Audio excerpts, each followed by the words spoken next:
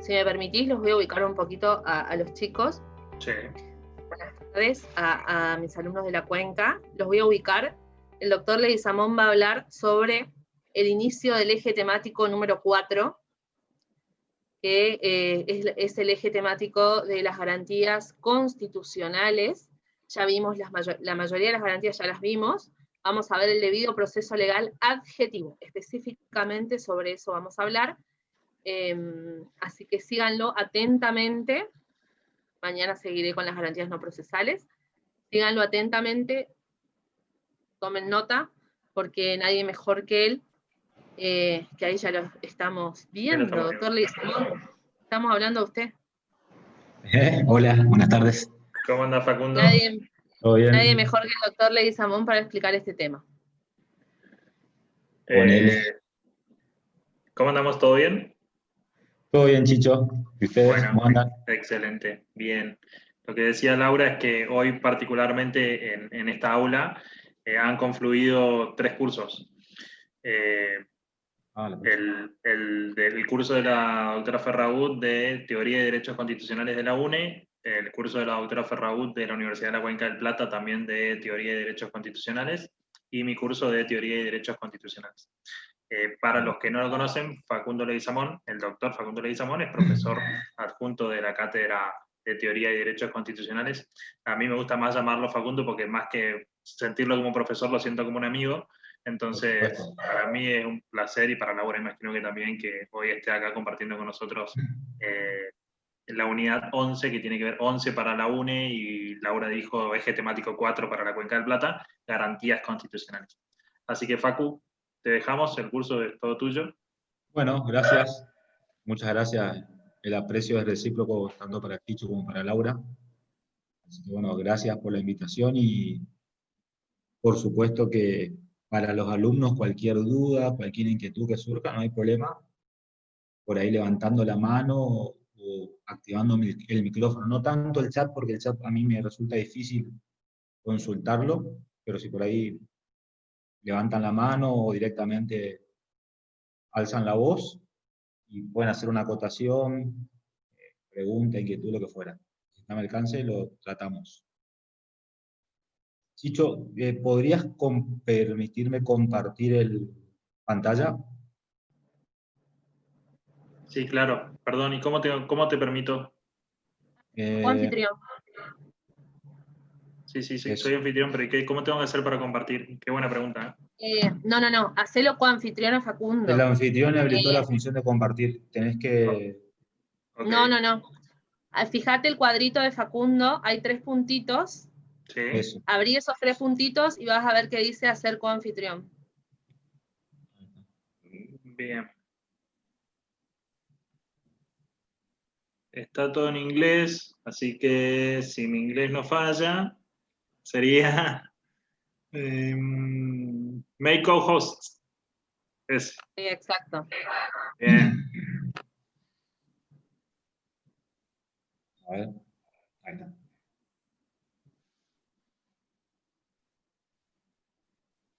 Bueno, esta es una unidad que me parece a mí, tal vez los profes Buffone y Ferragut opinen lo mismo, pero junto con la 4 tal vez sean las unidades más importantes de la materia, es decir, cuando se trate de supremacía constitucional, o cuando trataron en su momento, seguramente habrán advertido la importancia que tienen, no solamente para la materia en sí, sino en general para la carrera. Digo esto porque muchos de los principios y postulados que vemos acá después se aplican en la práctica, como abogado. Piénsese que en esta unidad, por ejemplo, está el amparo, la acción de amparo, o el habeas corpus, o el habeas data, y un montón de principios de orden procesal y sustancial que uno lo aplica casi en forma diaria, o si se quiere en forma cotidiana. Entonces, lo interesante de esta unidad, junto con la 4, que es una unidad que tiene muchísima aplicación práctica.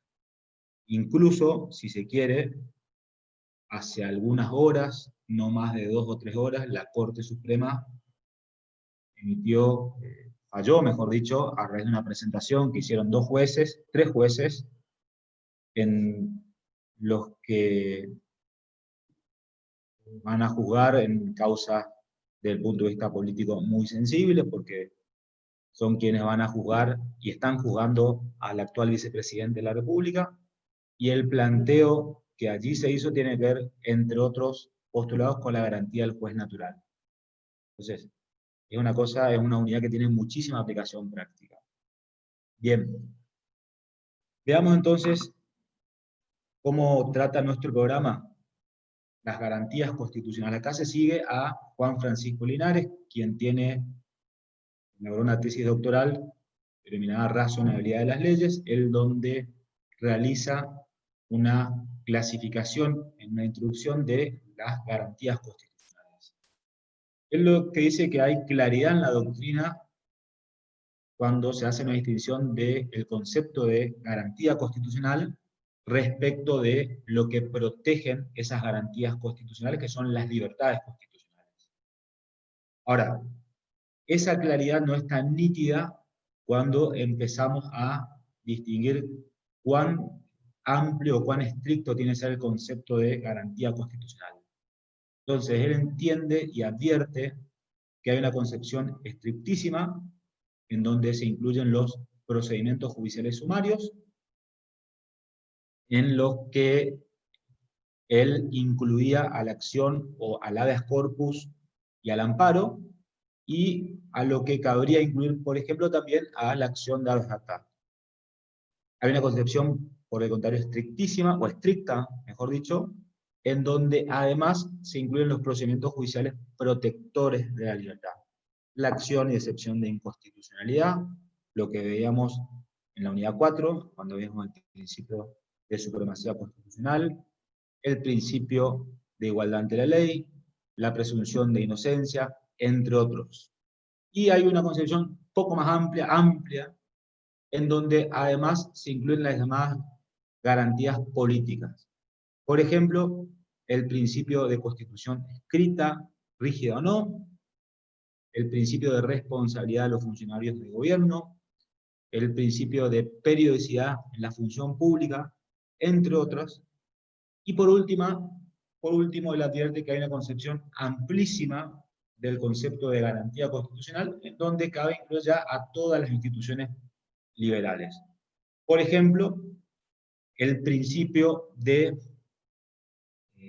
aquella constitución que responde al modelo ideal burgués, en donde distribuye el poder y además reconoce derechos en favor del individuo. Entonces, en esta última cabrían incluir todo lo que venimos haciendo referencia anteriormente. Él, en su tesis doctoral, utiliza el concepto de garantía en un sentido estricto. A su vez, Linares lo que realiza es una clasificación de las garantías en políticas generales y en políticas especiales. Las generales, dice, bueno, las que emergen de la adopción de instituciones republicanas de gobierno, como por ejemplo el principio de división de poderes, como por ejemplo el principio de responsabilidad de los funcionarios de gobierno, entre los que acabamos de ver. Y las especiales, él las divide en procesales y no procesales. Avancemos y vayamos, porque nuestro programa en primer lugar avanza sobre las procesales y en la última parte de la unidad 11 avanza sobre las no procesales. Veamos entonces cuáles son las procesales. Yo me voy, si no molesta a nadie, me tomo de vez en cuando un mate porque este horario de clase para mí es medio complicado. Yo soy correntino, no se olviden. Adoro mucho la siesta, pero necesito un poquito. Bueno, el concepto entonces de debido proceso legal se utiliza tanto en un sentido sustantivo como adjetivo, en un sentido sustantivo como sinónimo de razonabilidad, como sinónimo de sentido de justicia o sentido común, o sentido de justicia que alberga la Constitución. Y en un sentido adjetivo como reglas, pasos, procedimientos, mecanismos, recaudos que los poderes del Estado tienen que cumplimentar para que se alcance las expectativas establecidas por la Constitución. Es decir, este debido proceso legal adjetivo como sustantivo gobierna toda la actividad del Estado. ¿Qué quiere decir esto? Que cuando el Poder Ejecutivo dicta un decreto, tiene que respetar el debido proceso legal adjetivo. Y además tiene que respetar el debido proceso legal sustantivo. Es decir, tiene que ser de acuerdo al procedimiento y pasos y recaudos establecidos en la Constitución, como también, cumplidos esos pasos, se arribe a una decisión que sea desde el punto de vista sustancial conforme a la Constitución. Es decir, tiene que respetar el sentido de justicia que emana la Constitución. Lo mismo ocurre cuando el Poder Legislativo sanciona una ley. Es decir, cumplir los pasos establecidos en el procedimiento de formación y sanción de las leyes, y a su vez esa ley tiene que ser razonable. Ni hablar, por supuesto, cuando un juez dicta una sentencia. Cumplir las etapas que prevé la Constitución y a la vez, además de cumplir esa etapa, tiene que respetar ese sentido de justicia al momento de dictar una sentencia. ¿Cuál es el fundamento constitucional de esta garantía que Juan Francisco Lera la denomina innominada? El artículo 33 de la Constitución Nacional. Es decir, que surgen del principio de soberanía popular y de la forma republicana de gobierno. Claro que emana de distintos preceptos constitucionales. Indudablemente, el preámbulo, cuando, entre otros postulados, habla de afianzar la justicia. También, cuando vemos específicamente al momento de hablar del debido proceso legal adjetivo, a la hora de hacer referencia a una sentencia, es decir, a un acto que emana de un juez, del Poder Judicial de la Nación, como en las provincias, vemos el artículo 18. Es decir, en el artículo 18 hay una serie de postulados y principios que gobiernan la actividad de los jueces a la hora de resolver una cuestión o dirimir una cuestión. Y por supuesto, después de 1994, diversos instrumentos internacionales que han sido elevados a jerarquía constitucional vinieron a enriquecer este andamiaje de reglas que gobiernan la actividad del Poder Judicial. Entonces, ¿qué es lo que hace tanto la Constitución como los instrumentos que tienen jerarquía constitucional? Este denominado bloque de constitucionalidad fija reglas o pautas generales, y las leyes van reglamentando, van implementando estos institutos, principios y postulados, claro que sin alterar este sentido de justicia que emana de la Constitución, es decir, sin suprimirlas, sin restringirlas sobre pretexto de reglamentación, porque cuando ello ocurre se afecta la razonabilidad que emana del 28 de la Constitución, y en consecuencia esa reglamentación es irrazonable o, si se quiere, inconstitucional. Entonces, funciona en toda la actividad del Estado, ejecutivo, legislativo, judicial. Específicamente en el ámbito del Poder Judicial, funciona en todos los procesos, procesos penales como no penales, sea que se actúe como acusador, como acusado, como demandado o como demandante. Es decir, como actor o como demandado. ¿Por qué?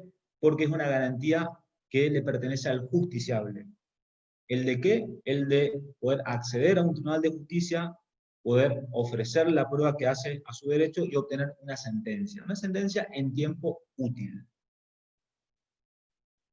Y algunos, por supuesto, también hablan que, esto ya lo vamos a ver en un ratito, que este debido proceso también incluye la posibilidad de cuestionar una decisión adversa, es decir, la posibilidad de cuestionar una decisión obtenida en tiempo útil, pero que le es adversa, la posibilidad de recurrir a esa decisión. En el ámbito penal, el principio de doble conforme rige por un postulado que emana de la Convención Americana y del Pacto Internacional de Derechos Civiles y Políticos, que nosotros lo conocemos como la garantía de la doble instancia, pero que en rigor, en un sentido correcto de la garantía, se la denomina doble conforme. Eso ya lo vamos a ver si es que llegamos en esta clase. El principio de ley anterior, el principio de nullum crimen, nulla pena sine lege, este artículo pone en evidencia que la pretensión punitiva del Estado, es decir, la pretensión de perseguir y castigar a un delincuente, no es absoluta, sino que el Estado o la actividad del Estado orientada a castigar a una persona acusada de un delito se haya recubierta de ciertos postulados y principios que ponen en evidencia que la pretensión punitiva del Estado no es absoluta. Entre otros postulados está el principio de legalidad penal. ¿Qué implica este principio? Que solo el Congreso debe dictar legislación en materia penal. Es decir, por imperio del 75, inciso 22, las provincias delegaron en la nación la tipificación como delictiva o como determinadas conductas como delictivas. Y a su vez, el Constituyente Nacional prohibió con carácter absoluto de que el Poder Ejecutivo dicte, aún en circunstancias excepcionales, normas con contenido penal. Acá en este caso, más allá de que el Poder Ejecutivo puede dictar bajo determinadas circunstancias excepcionales de necesidad de urgencia, normas con contenido, o mejor dicho, decretos con contenido normativo, puntualmente en materia penal, ni siquiera bajo esas circunstancias excepcionales, puede dictar normas con contenido penal. Es decir, acá hay una prohibición de carácter absoluto. Este principio de legalidad penal tiene ciertas derivaciones, como por ejemplo el principio de irretroactividad de la ley penal. Es decir, las leyes rigen para el futuro. El Estado no puede castigar normas ya acontecidas o del pasado. Hay una prohibición de leyes ex post facto y postulados que implican que tiene que emanar, esto es lo que se relaciona de algún modo con lo que vimos anteriormente, tiene que emanar del Congreso, es decir, tiene que haber una ley en sentido formal y una ley en sentido material. Esa conducta tiene que ser previa, es decir, no se pueden castigar hechos ya acontecidos, y se tiene que precisar tanto la conducta previa como la pena correspondiente. Es decir, vemos que, por ejemplo, el artículo 79 del Código Penal dice, el que matare a otro, esa sería la conducta prohibida, tendrá una pena de 8 a 25 años. Conducta prohibida y pena en abstracto establecida de antemano por una ley del Congreso. Por supuesto que el Poder Judicial, en el caso puntual, va a precisar, cumpliendo, entre otros postulados, los del artículo 18, cuál va a ser la pena que le corresponde al individuo en el caso puntual. Este principio solo tiene jerarquía legal en materia civil, lo que no implica que, por supuesto, una ley posterior afecte el derecho de propiedad, porque, lógicamente, eso sí que tiene andamiaje constitucional en el artículo 17. Otra derivación es el principio de retroactividad de la ley penal más benigna.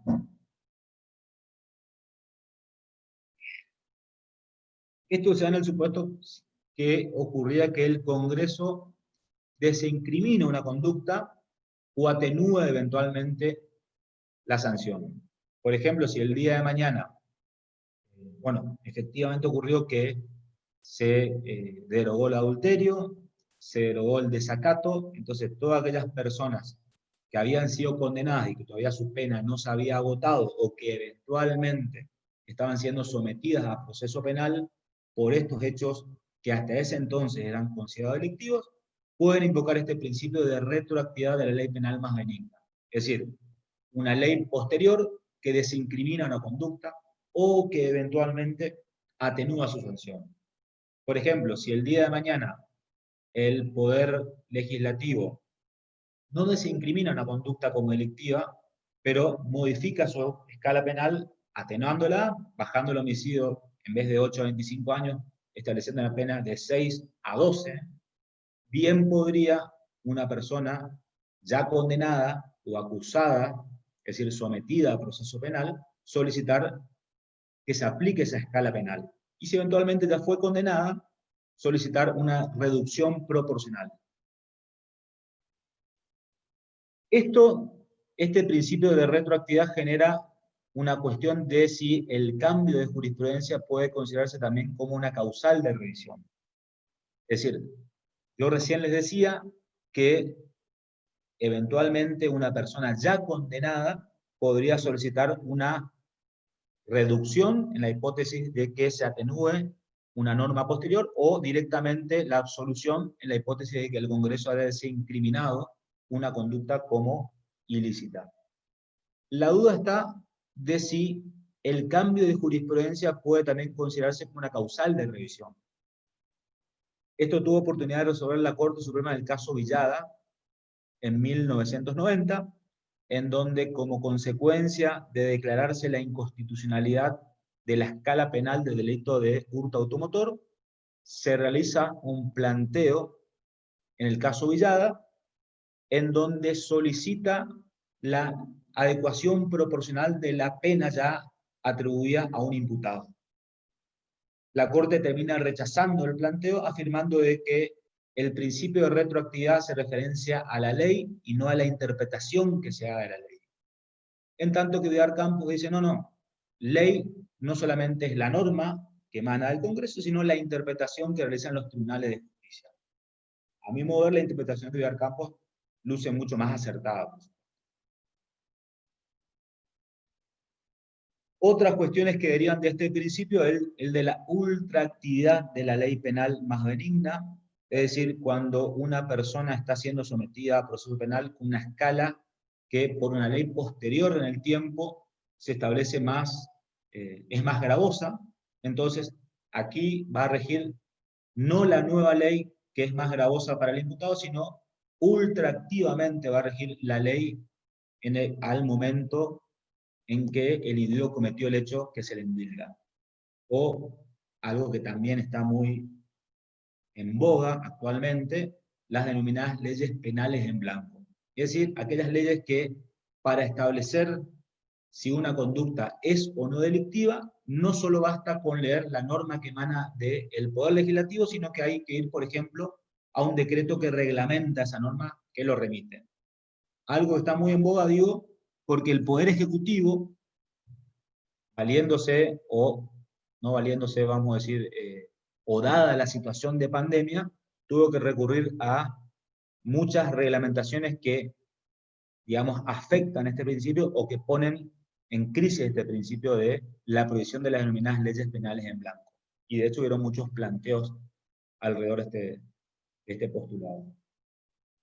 Las exigencias de la tipicidad de la norma penal, que tiene que ser cierta, estricta, o la prohibición de analogía de mal en parte, son todos postulados que tienen relación con lo que estamos viendo, pero que ustedes ya lo van a ver con mayor detenimiento en Derecho Penal, parte general.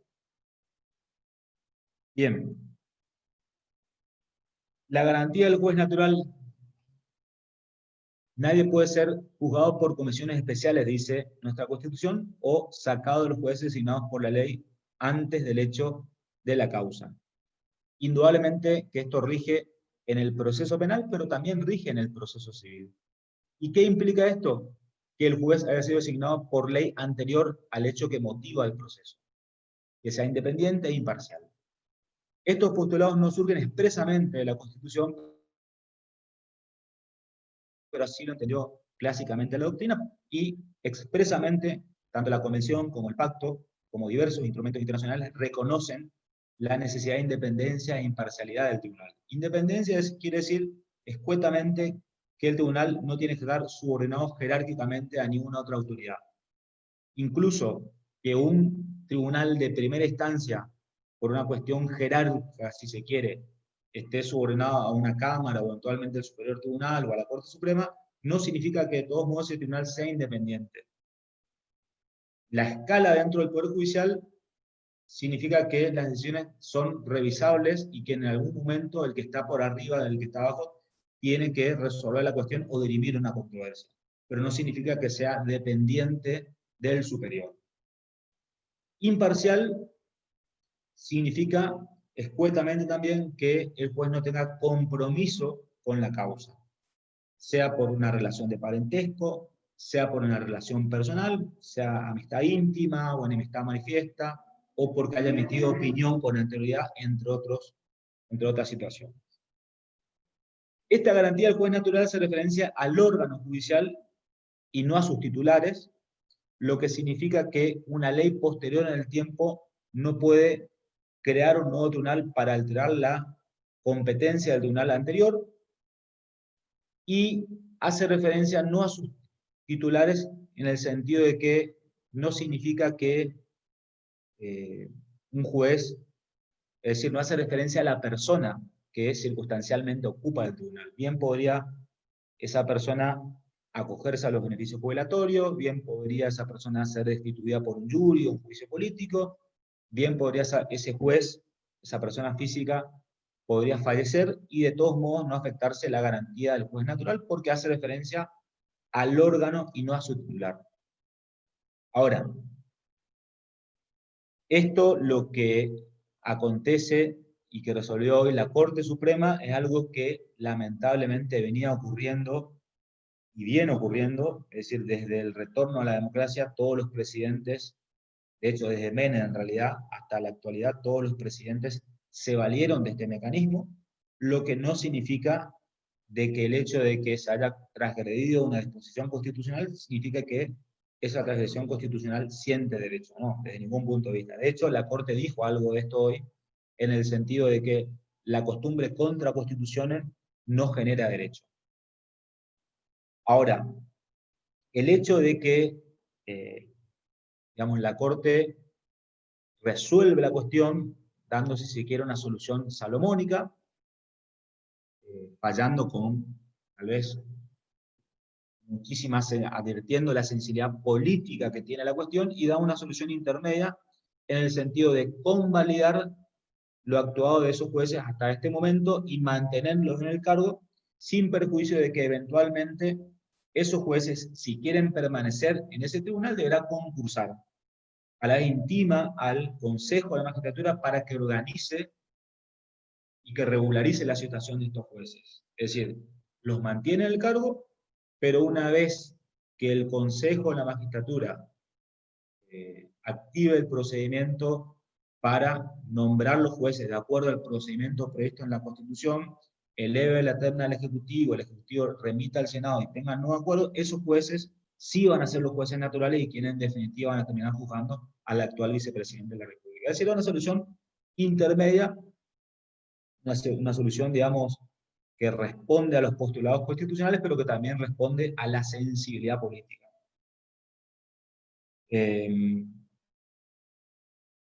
La minoría, Rosengrad directamente dijo que se tenía que convalidar esa decisión, algo que, digamos, aplica una regla sin tal vez advertir el voltaje político que tiene la cuestión a dirimirse.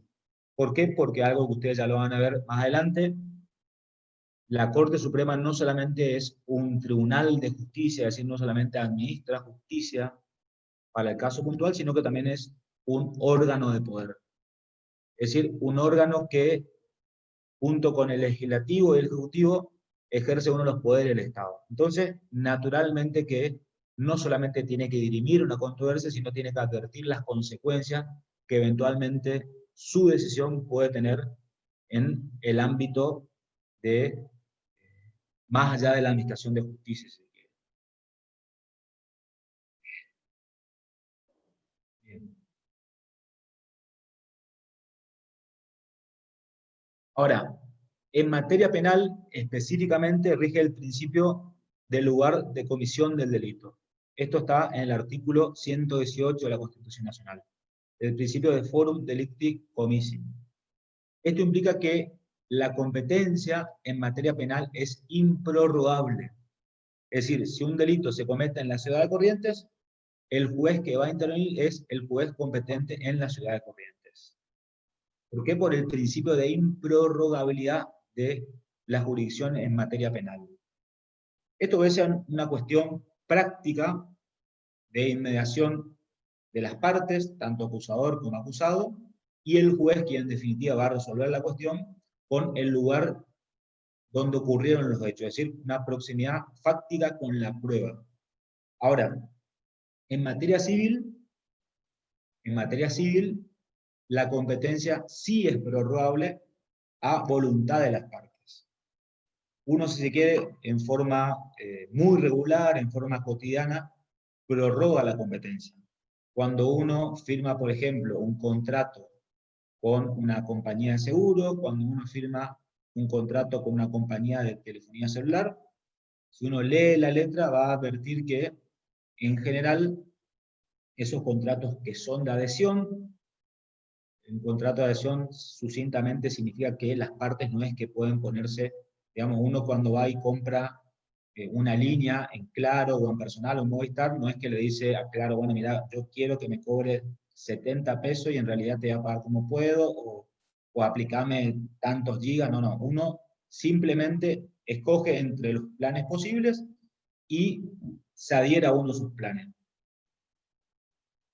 Y entre otros postulados, cuando uno ve las cláusulas del contrato, ve que cualquier controversia que surja como consecuencia de la interpretación y aplicación de ese contrato, en general, esos contratos establecen que se va a dirimir la controversia ante los tribunales de la Ciudad de Buenos Aires. Después se verá si eso no afecta a alguna regla del derecho del consumidor o no, o cuando uno baja una aplicación por iPhone o por el programa de Google, ve que de cualquier índole, cualquier controversia que surja, generalmente esas aplicaciones someten su competencia a un tribunal de los Estados Unidos de Norteamérica, con lo cual aún más se prorroga la competencia. Después uno podrá hacer algún planteo, eso se verá, pero en general lo establecen así. Entonces, en materia penal esto no es posible, es decir, es improrrogable, acá las partes no pueden, digamos, víctima, victimario, eventualmente no pueden ponerse de acuerdo dónde se va a dirimir la condena, sino que se dirime en el lugar de comisión del delito. Claro que hay excepciones a esta regla. La misma Constitución establece una excepción en el propio artículo 118 cuando dice aquellos delitos cometidos en el exterior contra el derecho de gentes. Los delitos cometidos contra el derecho de gentes son aquellos delitos de suma trascendencia para la comunidad internacional, para la humanidad, que por su entidad y gravedad justifica hacer excepción a esta regla.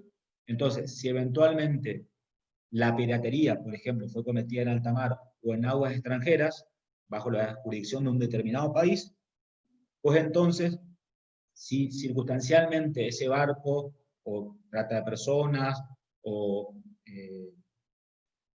delitos de lesa humanidad, cometido por genocidio o lo que fuera, si circunstancialmente esa persona acusada de estos crímenes se encontrara en la Argentina, hay una obligación internacional que asumió el Estado argentino por imperio del artículo 118 de juzgarlo bajo su jurisdicción, aun cuando no hay inmediación con el lugar de comisión del hecho. ¿Por qué? Por la trascendencia y naturaleza de la cuestión.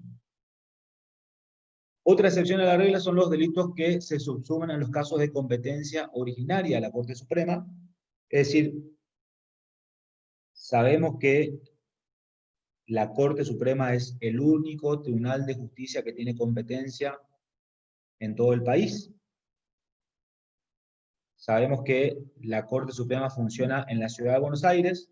Pues bien, si algún embajador, por ejemplo, cometiera un ilícito en la ciudad de Córdoba, sería competente la Corte Suprema por imperio del artículo 17, porque es un caso de competencia originaria taxativamente establecido en el artículo 117. Las embajadas en general están en la Ciudad de Buenos Aires, pero es una coincidencia, digamos, circunstancial. Si eventualmente un embajador estuviera en Córdoba, en Tucumán, y cometiera algún ilícito, por el principio de competencia originaria establecido en el 117, y un caso taxativamente establecido, sería competente la Corte Suprema. Otra excepción son los delitos cometidos en el exterior por argentinos que se encuentren en el país y cuya extradición se pide. Si un argentino cometiera un delito, por ejemplo, en Italia, y pudiera, por alguna razón, volver a la Argentina, el argentino, o el nacional, mejor dicho, tiene derecho a no ser extraditado. Claro que el derecho a no ser extraditado no se traduce en la impunidad, sino que el Estado se compromete a no extraditar a su nacional, pero a la vez se compromete con la comunidad internacional a juzgarlo bajo sus leyes. O también cuestiones prácticas. Hay muchas veces, piénsese ahora con los delitos que se pueden cometer a través de las redes sociales. Una persona acá en la ciudad de Corrientes amenaza a otra persona o comete grooming o lo que fuere frente a otra persona que se encuentre en Resistencia o en cualquier lugar del mundo. Bien, se aplica esta regla de una cuestión práctica. Va a ser competente el juez que previno en primer lugar o aquel juez que haga mayor eficacia al derecho de defensa en juicio, con presidencia de si efectivamente hay coincidencia o no con el lugar de comisión del juicio. Caso Bonorio Peró, ¿qué es lo que dijo la Corte en este caso? Se trató de un grupo de jueces que accionaron a través de un amparo con el objeto de que se mantenga con el objeto de que no se desprecie sus haberes como jueces. Plantean, digamos, la garantía de intangibilidad de la remuneración, la Corte con jueces hace lugar a la acción, y no solamente ordena el reajuste de los haberes de los jueces, sino que establece que a futuro esto se tenía que ir reajustando en función de la depreciación monetaria. Específicamente en lo que hace a esta unidad, ¿por qué es interesante este fallo? Pues lo que dijo la Corte, que la garantía de intangibilidad de la remuneración, como la de la inamovilidad de los jueces, es una garantía que no hace específicamente al juez, sino que hace al justiciable. Es decir, una garantía de funcionamiento independiente del Poder Judicial. No sé si hay alguna inquietud, alguna duda, algo que plantear.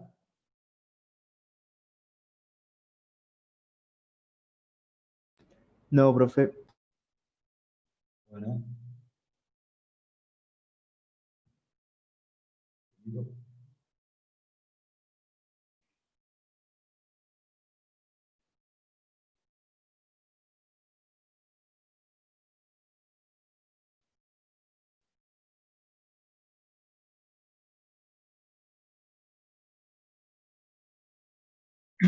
Bueno, la garantía del juicio previo.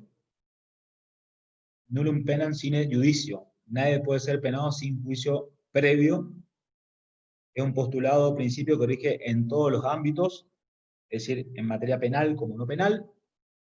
La Corte ha dicho que en materia penal se tiene que dar mínimamente los pasos de acusación, defensa, prueba y sentencia para que un juicio sea considerado como llevado en debida forma o de acuerdo a los postulados constitucionales.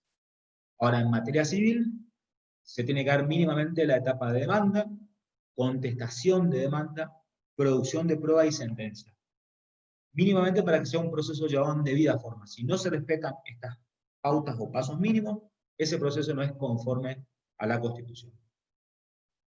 En cuanto a la defensa en juicio, ¿qué es lo que dice la Constitución? Que es inviolable la defensa en juicio de la persona y de los derechos.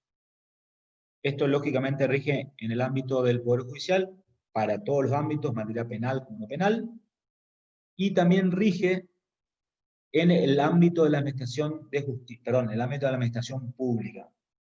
¿Por qué? Porque aunque la Constitución no lo prevea, sabemos que, ustedes ya lo van a ver un poquito más adelante, que la administración pública ejerce jurisdicción. Es decir, administra justicia bajo ciertos postulados y bajo ciertos recaudos.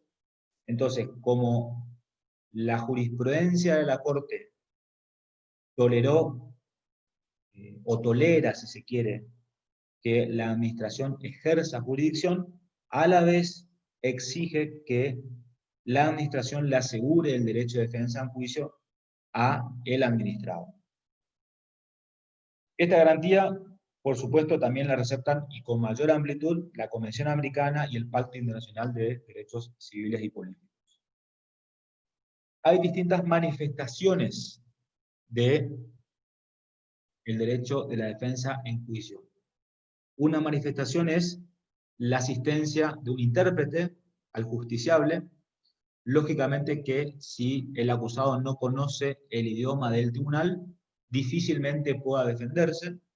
Entonces, el Estado argentino se comprometió internacionalmente a dotar de un traductor a quien es sometido a proceso o a quien eventualmente pretenda acudir a un tribunal de justicia.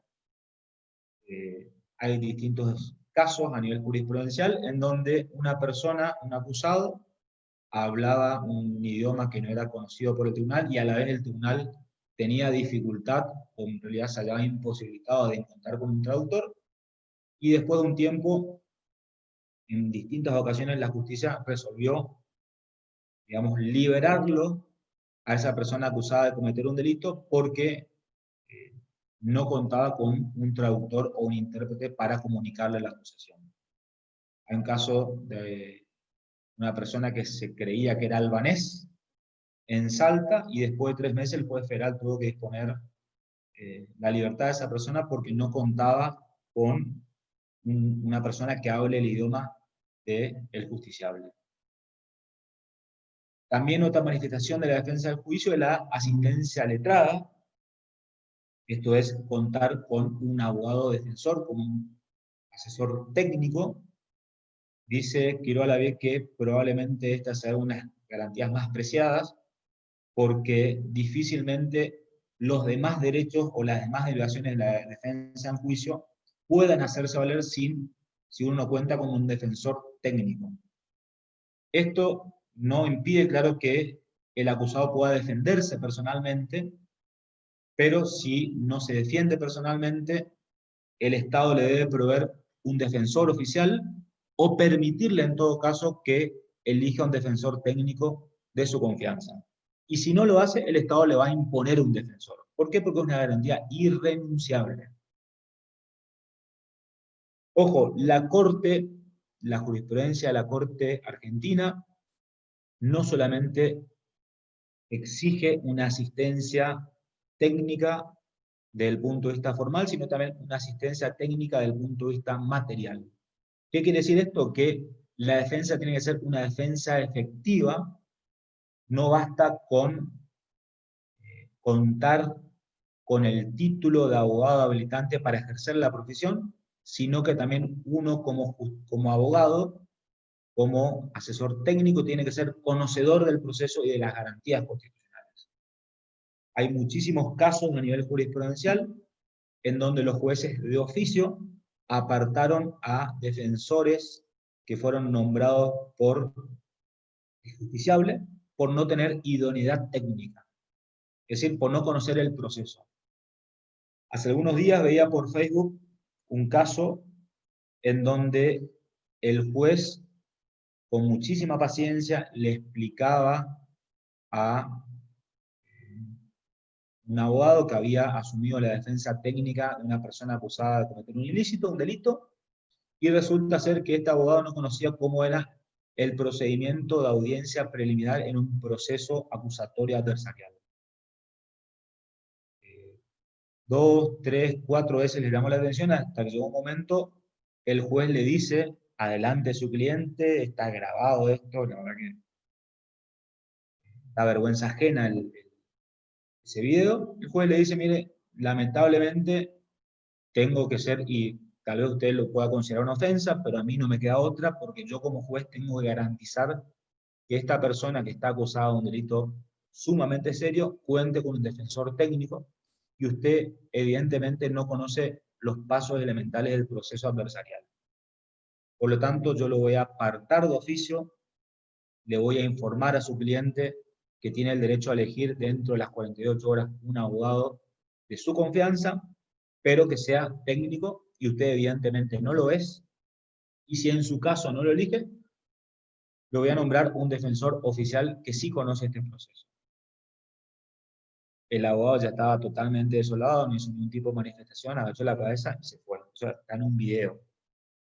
Entonces, esto es, digamos, es un video muy elocuente porque pone en evidencia que no solamente tenemos que recibirnos como abogados, sino que tenemos que prepararnos y seguir preparándonos para poder defender técnicamente o adecuadamente a nuestros clientes o futuros clientes. Hay también otra captura de pantalla que es yo creo que es una broma, en donde un un abogado recién recibido se saca una selfie y pone, primer día, mi primer juicio oral, 30 años para mi cliente, de la experiencia se aprende. Bueno, ese tipo de cosas tenemos que evitar. De hecho, en los países que son, o que nosotros creemos que son más serios en el proceso, para litigar uno necesita, por ejemplo, en Inglaterra, 10 años de matrícula. Es decir, nosotros acá nos recibimos como abogados y automáticamente salimos a defender a cualquiera. Y por ahí tenemos la suerte o el azar nos da que defendemos a abogados o clientes en casos que son importantes. Bien, tenemos que ser responsables, tenemos que saber cuáles son nuestras limitaciones, porque la verdad es que cuando salimos a la calle, al menos cuando yo salí, la facultad nos daba así muchísimos conocimientos dogmáticos, muchísimos conocimientos de normas, de leyes, eso lo da, digamos, en función de cómo uno va estudiando o no, en función de distintas circunstancias, pero no nos daba práctica. Y realmente uno sale, sabe tal vez hacer unos escritos que nos enseñan en procesal, sea civil o penal o laboral o lo que fuera, pero no sabe litigar. Entonces uno tiene que ser prudente, tiene que consultar con otro profesional o eventualmente solicitar llevar en forma conjunta la defensa, o digo la defensa penal, como también puede ser la defensa civil, hasta que uno vaya adquiriéndose de experiencia. ¿Por qué? Porque las consecuencias de no ser un abogado técnico idóneo es pérdida de la libertad, pérdida del patrimonio, pérdida de expectativas, o sea, son cosas realmente graves o serias en las que uno defiende en un proceso. Consejo solamente. También la Corte en ocasiones dio curso a recursos extraordinarios realizados en forma pauperis. ¿Qué son los recursos en forma pauperis? Los realizados generalmente por personas que no cuentan con asistencia letrada, generalmente personas que están privadas de libertad y que manifiestan disconformidad con la sentencia que se le aplica. Ustedes vieron en la unidad 4 que hay una serie de recaudos técnicos pero muy, digamos, precisos a la hora de interponer un recurso extraordinario y que se le exigen al abogado a la hora de pretender, digamos, un pronunciamiento por parte de la Corte Suprema. Sin embargo, la misma Corte Suprema advierte que cuando una persona no cuenta con una defensa técnica, muchas veces pasa que el imputado llega digamos, extenuado económicamente, entonces ya no cuentan con abogados interesados en llevarle su caso, tal vez la defensa oficial tampoco o cumple con lo que mínimamente le exige la ley, pero sin embargo el justiciable entiende que su condena es injusta. Entonces, los recursos en forma pauperis son manifestaciones de disconformidad, fundadas o no, que realizan las personas privadas de libertad y que la Corte los recoge y los trata a pesar de los efectos formales. Últimamente lo que hace la Corte no es tratar la cuestión, sino recibe, abre la instancia y le remite en vista al defensor oficial para que mejore los fundamentos de ese recurso y en definitiva una vez que resuelva o una vez que trate la defensa de esas cuestiones, ahí recién la Corte avanza sobre lo que plantea una de las partes o lo que plantea la defensa.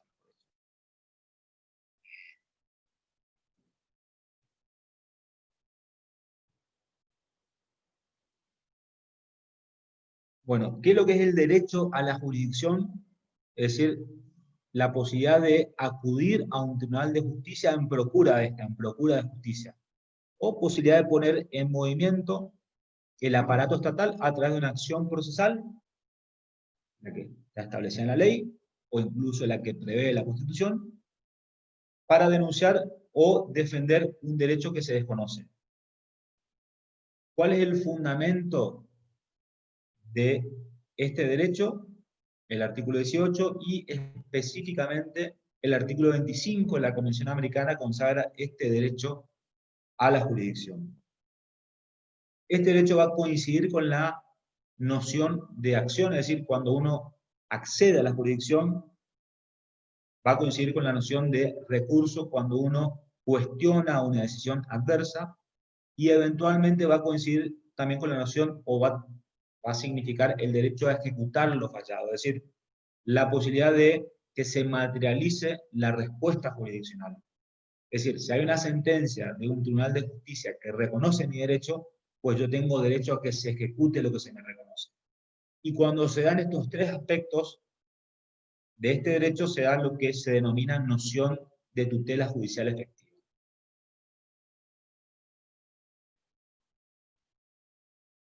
¿Qué es la reformatio impedius? Es la prohibición de imponer al procesado o al demandado, si se quiere, porque también se aplica en el ámbito no penal, una sentencia más gravosa que la apelada. En el proceso, digamos, judicial, llamémosle en un sentido amplio, el límite de la jurisdicción está en lo que las partes plantean. Esto, si se quiere, viene del artículo 1 de la Ley 27. Ley 27 que es, obviamente es anterior a la Ley 48 que regula el recurso extraordinario, y que pone, digamos, en evidencia de que la jurisdicción no puede proceder de oficio. Entonces, la jurisdicción solamente procede a pedido de las partes. Entonces, la prohibición de reformatio impedius significa que quien apela, en el peor de los casos, va a poder obtener o obtendrá una sentencia igual, pero no más gravosa que la apelada. Piénsese que una persona en materia civil, por ejemplo, fue condenada a una indemnización de 100.000 pesos. Si eventualmente solamente es el demandado quien promueve apelación contra esa decisión, la alzada, en el peor de los casos, solamente podrá confirmar esa decisión. Es decir, establecer que debe pagar una indemnización por 100.000 pesos, en el ejemplo que dábamos. Pero nunca podría establecer una indemnización mayor. Sí, claro, menor, porque directamente anular la indemnización. Pero nunca mayor porque se aplicaría esto, el principio de congruencia. ¿Cuál es el fundamento constitucional? Lógicamente la defensa en juicio y el derecho de propiedad.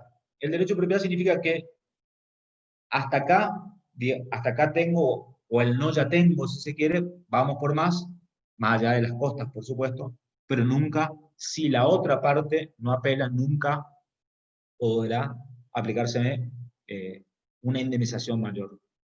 En un proceso penal, si el imputado, por ejemplo, lo condenan a 3 años de prisión, una eventual casación o un eventual recurso por parte de la defensa podrá significar, en el peor de los casos, la confirmación de la sentencia, o en el mejor de los casos, la absolución, o si se quiere, una disminución de la pena aplicada. Pero de ningún punto de vista se le podrá aplicar por parte de la jurisdicción una pena mayor, salvo que, claramente, también el fiscal cuestione la decisión por ser una pena menor, o fiscal o acusador, porque también puede ser un acusador privado.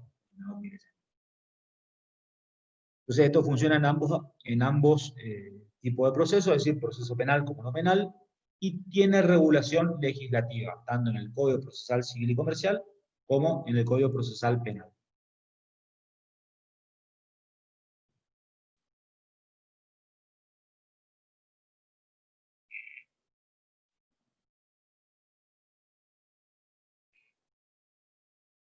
La garantía del non bis in idem.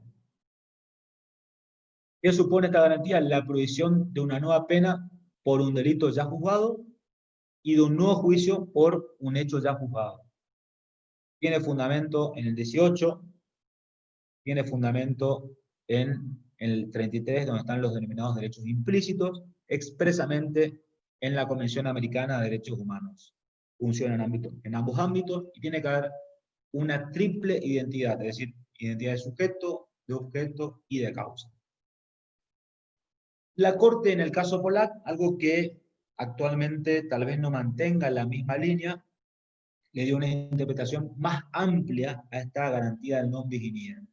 Dice que no cabe retrotraer un proceso penal a etapas ya superadas cuando se han cumplido las formas esenciales del juicio. Esto es acusación, defensa, prueba y sentencia. Y hace una interpretación amplia de esta garantía. ¿Por qué una interpretación amplia? Porque en general la doctrina clásica, si se quiere, entendía que el non bis in idem juzgaba solamente cuando había sentencias firmes. Sin embargo, la Corte, digo de vuelta, amplía esta garantía y cuando se superó una etapa procesal, ya no se puede devolver a esa etapa anterior sobre pretexto de una nulidad, porque si no entraríamos en un círculo infinito. Entonces hace una interpretación amplia de esta garantía y aún en procesos penales que no hay sentencia firme, de todos modos rige el non bis in idem. Realmente hace jugar esta garantía, la del non bis in idem, con el derecho a ser juzgado dentro de un plazo razonable. Algo que no tiene reconocimiento constitucional expreso, pero que sí surge de diversos instrumentos internacionales de derechos humanos.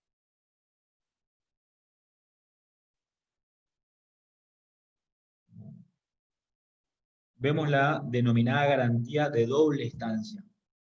En realidad, doble instancia, la idea de doble instancia supone que un juicio se repita nuevamente, es decir, se repita la acusación, se repita la defensa, se repita la producción de pruebas y se dicta una nueva sentencia.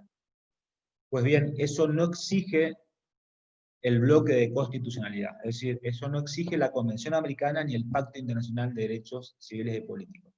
¿Qué es lo que exige estos instrumentos internacionales?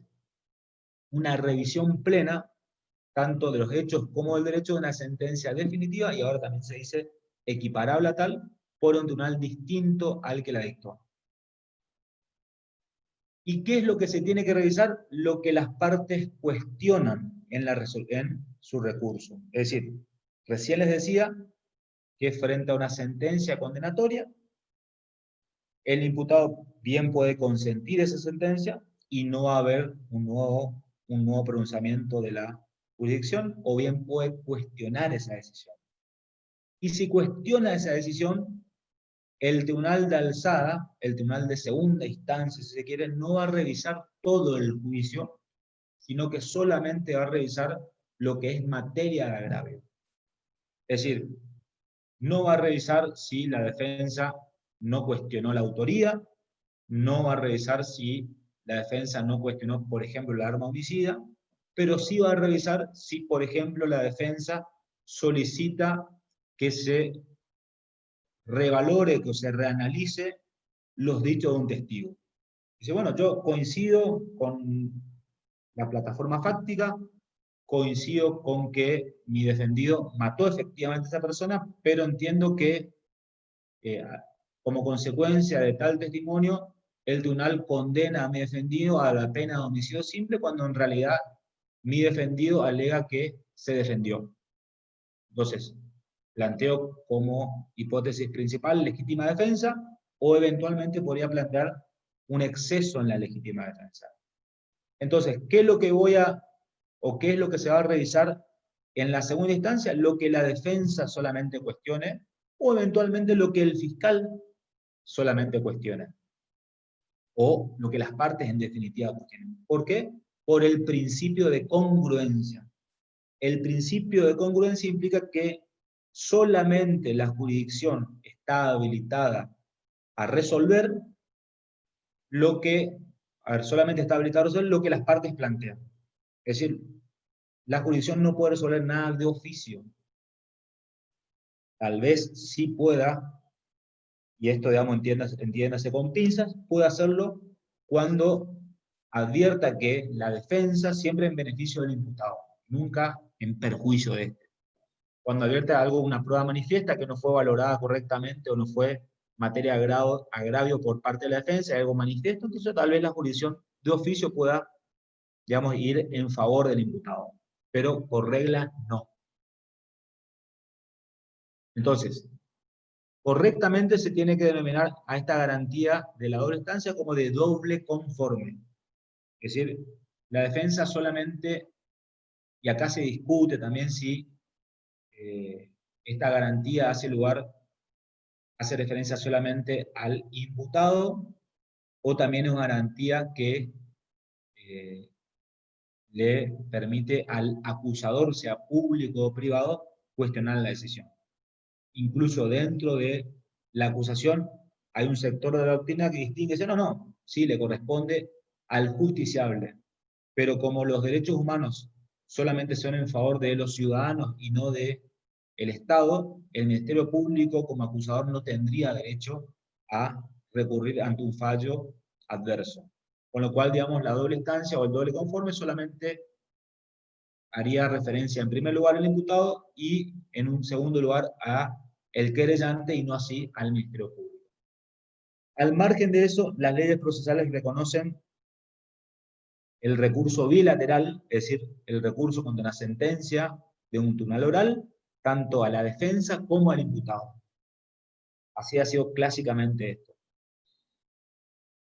¿Cómo fue la evolución jurisprudencial de esta garantía? Antes de 1994, la Corte en el caso Jáuregui dijo que la garantía de la doble instancia, la denominada, no tiene jerarquía constitucional y que esta garantía se encuentra satisfecha con la existencia del recurso extraordinario federal. Ya vieron en la unidad 4, ya vieron recurso extraordinario federal y advierten que en rigor el recurso extraordinario federal versa sobre una cuestión federal. Con lo cual, se dice al comienzo de este recurso que este no tiene por fin rectificar una eventual injusticia ocurrida eventualmente en un caso, sino mantener la supremacía constitucional. Con lo cual, claramente es un recurso sumamente restrictivo. Pasan unos años después, se produce la reforma constitucional del 94, la elevación a jerarquía constitucional de la Convención y del Pacto, que ya eran derechos vigentes de 1984, pero que sin embargo los jueces no le daban artículo y tímidamente la doctrina empezaba a invocarlos. Bastó que se eleve, fue necesario, mejor dicho, que se eleve estos instrumentos a jerarquía constitucional para que los jueces empiecen a aplicar estas garantías. Digo empiecen a aplicar porque pasaron más de 25 años de la reforma constitucional y muchos derechos consagrados en estos instrumentos internacionales todavía no se implementan.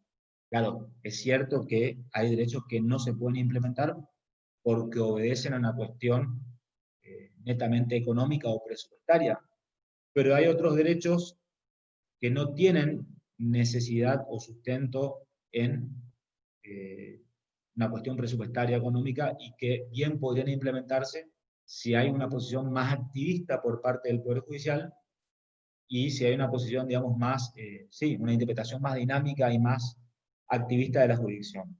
Pero lamentablemente esto todavía no ocurre, o hay jueces que tienen una posición, una concepción muy restrictiva, que hace que derechos que bien podrían implementarse pretorianamente, claro que el primer transgresor acá es el Poder Legislativo, pero en segundo lugar viene el Poder Judicial. Entonces, pese a que pasaron 25 años, todavía muchos derechos no se implementan. E insisto, esto no es por una cuestión presupuestaria, sino por una concepción restrictiva de la jurisdicción. Al margen de eso, se produce la reforma constitucional de 1994, la Corte, un año después, en el caso Giroldi, declara la inconstitucionalidad de una disposición del Código Procesal Penal que restringía el recurso en función del monto de la pena. Establecía que una pena inferior a un año de prisión no podía ser apelable.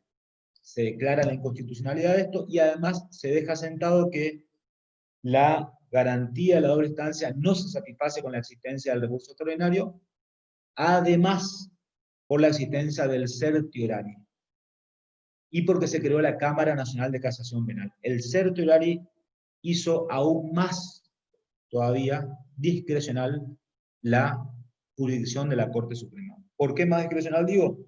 Porque bien sabemos que con la sola invocación de el artículo 280 del Código Procesal Civil y Comercial de la Nación, el denominado certiorari negativo, la Corte le es suficiente para rechazar un recurso sin mayores fundamentaciones. Es decir, el denominado sello. Entonces, no hay fundamento alguno y, lógicamente, el doble conforme requiere fundamentación. Pasan algunos años, 10 años, y la Corte dicta el caso Casal, en donde recepta la doctrina que había sentado la Corte Interamericana de Derechos Humanos en el caso Herrera Ulloa del año 2002. en donde dice que la casación, con prescindencia de cómo esté regulada, no tiene, tiene que revisar los hechos, tiene que revisar el derecho, con el único límite de la inmediación. Se trata de estos temas, sin embargo, hay muchísimo, me tengo un poco más de esta garantía porque, de hecho, hasta el día de la fecha no hay, digamos, precisión de cuáles son los verdaderos contornos de esta garantía. De hecho, el nuevo Código Procesal Penal que se sancionó en Corrientes, que se sancionó en la Nación y que se vienen implementando en ambas jurisdicciones, al parecer van a cerrar la discusión en el tema, porque también en la doble instancia, o doble conforme, lo que se plantea por parte de las partes es si se puede producir prueba también en casación. Bueno, esto está siendo, ya fue consagrado legislativamente, pero hasta ahora no fue implementado, con lo cual vamos a ver cómo en definitiva se termina resolviendo este tema. Otra garantía es la de no estar obligado a declarar contra uno mismo, o la prohibición de autoincriminación. ¿Hasta acá hay alguna inquietud, alguna duda?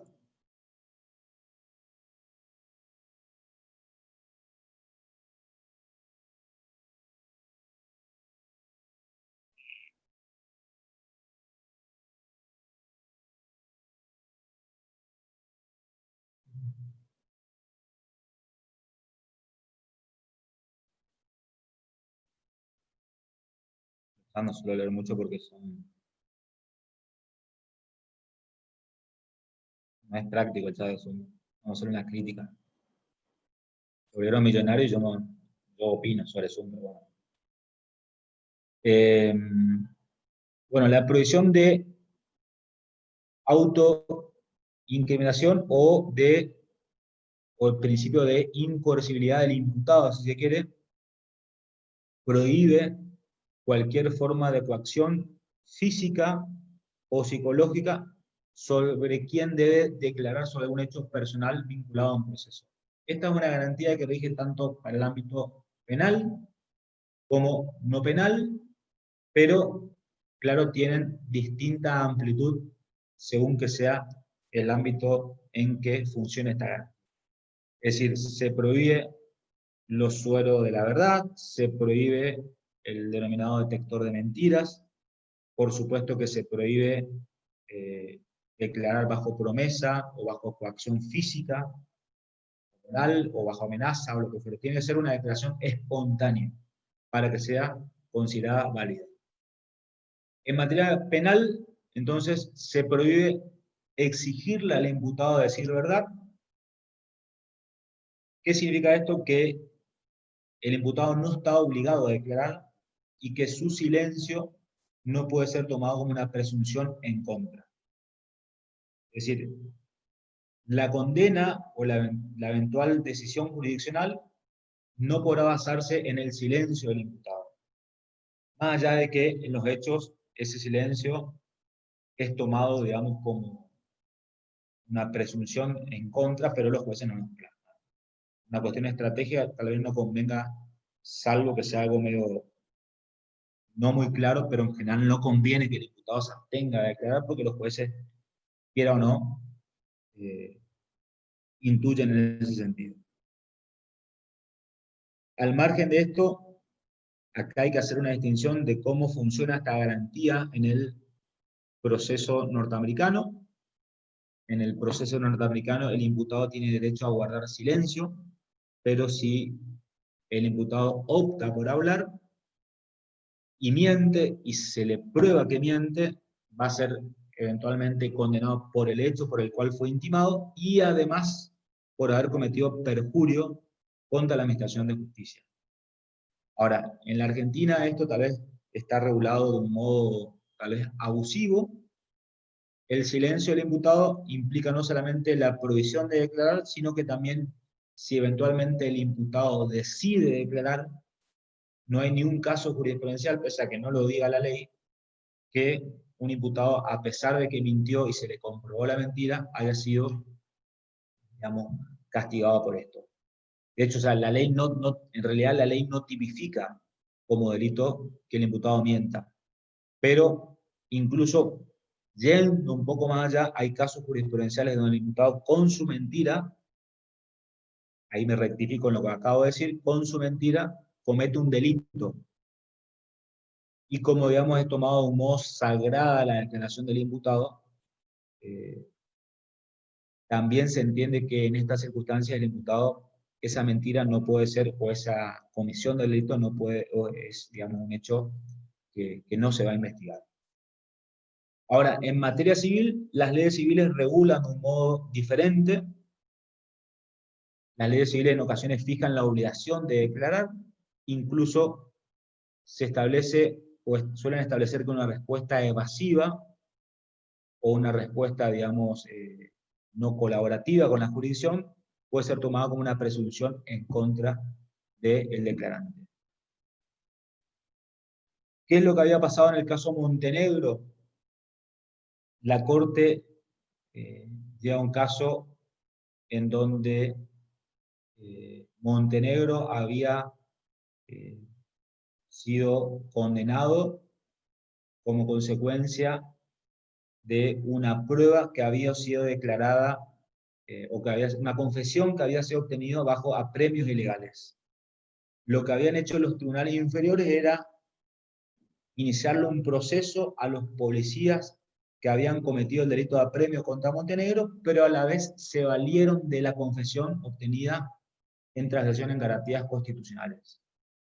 ¿Qué es lo que dice la Corte? Que el mandato constitucional no puede reducirse a disponer el castigo de los eventuales responsables de los apremios, pues otorgar valor al resultado de ese ilícito y apoyar sobre una sentencia judicial compromete la buena administración de justicia. Digamos, sería algo de cínico decir, bueno, instrúyase un proceso a quienes cometieron apremios ilegales, pero de todos modos nos valemos de esa confesión obtenida bajo apremios. No, la administración de justicia tiene que ser consecuente, tiene que ser coherente con su acto.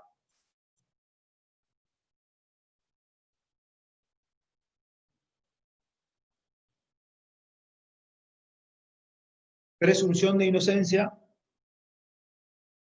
La presunción de inocencia significa, bueno, vamos a ver de dónde deriva, el 18 claramente, y expresamente de diversos instrumentos internacionales. ¿Qué supone la presunción de inocencia? Que el que acusa debe probar la responsabilidad del imputado y no esté su inocencia. Es decir, el que acusa es quien tiene que construir la imputación penal y tiene que aportar pruebas para sostener la acusación. Y el imputado, si se quiere, frente a la duda o frente al empate, el imputado no tiene que probar nada, incluso no tiene que justificar su silencio, recién veíamos, y esa prueba además tiene que ser suficiente y categórica. Pues, ¿qué ocurre ante la duda? Prevalece, digamos, la inocencia del imputado, por la aplicación del principio de indubio pro reo. Esto, si se quiere, es un principio que entró en crisis a partir de la perspectiva de género. La perspectiva de género, ya la duda o el empate, si se quiere, en el marco del proceso penal, ya no favorece al imputado en determinados delitos donde se aplica la perspectiva de género. No digo que esté bien, no digo que esté mal, no digo que transgreda este postulado o esta garantía constitucional, digo que al menos pone en crisis y que tal vez esto en algún punto se revise esta decisión. Es una cuestión de política criminal y hoy la perspectiva de género pone en crisis el postulado de inocencia cuando entra a jugar este postulado frente al principio. El principio de inocencia además implica el derecho a librarse del estado de sospecha que importa la acusación de un delito. Esta, si se quiere, es una manifestación del derecho a ser juzgado dentro de un plazo razonable.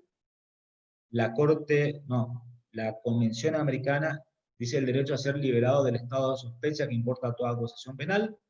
El Estado tiene que castigar dentro de un plazo razonable o directamente ponerlos en libertad o eventualmente finalizar el proceso penal. ¿Por qué? Porque en sí mismo el proceso penal, con presidencia de si el imputado está o no detenido cautelarmente, en sí mismo el proceso penal ya es, digamos, una especie de aflicción para el acusado, una especie de restricción a la libertad.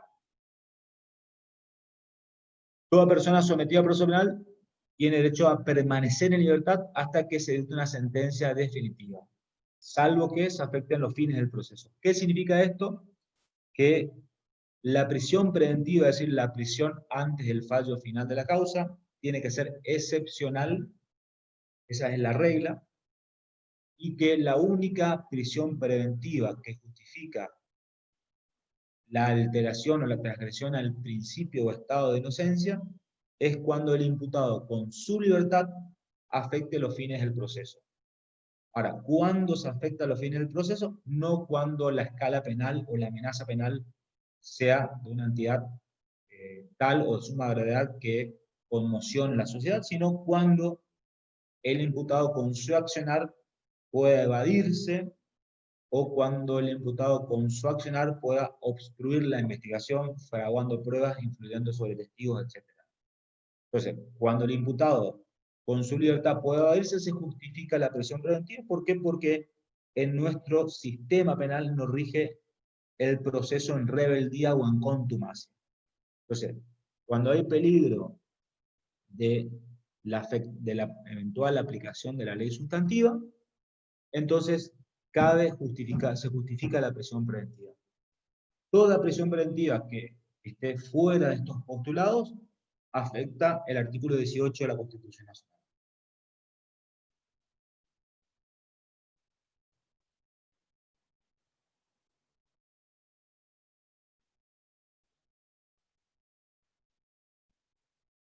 ¿Qué dice el artículo 18? Que también nadie puede ser arrestado sino en virtud de orden escrita de autoridad competente. A partir de acá es que históricamente se sostuvo la existencia del habeas corpus, más allá de que tempranamente fue reglamentado por el legislador ordinario. A partir de acá se entiende que la única autoridad competente para arrestar es un juez, y un juez de la causa, no cualquier juez. Y excepcionalmente autoridad competente también sería el presidente de la República durante la vigencia del estado de sitio. Esas serían las dos únicas autoridades constitucionalmente habilitadas para detener a una persona.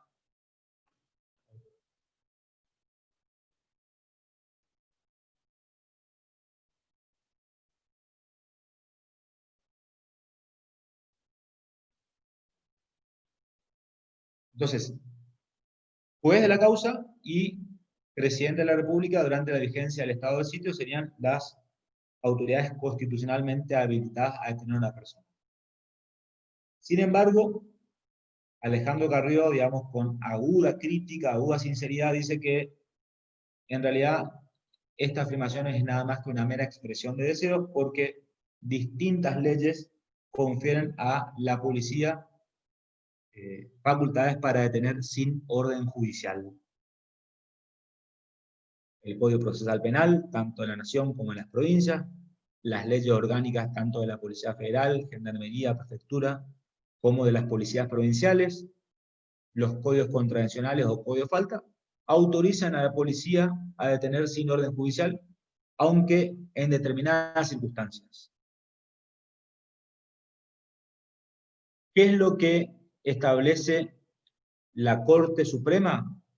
Un estándar, digamos, viejo que es del año 94, que para que la policía pueda detener sin orden judicial, tiene que haber indicios vehementes de culpabilidad.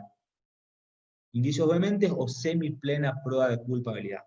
Vale decir, no se justifica una detención sin orden judicial ante la mera actitud sospechosa, que de hecho la Corte convalidó en 1998 en el caso Fernández Prieto y Tumbeiro y otros fallos más. Esto avanzamos porque es tedioso. Sin embargo, los casos Tumbeiro y Fernández Prieto recientemente fueron resueltos por la Corte Interamericana.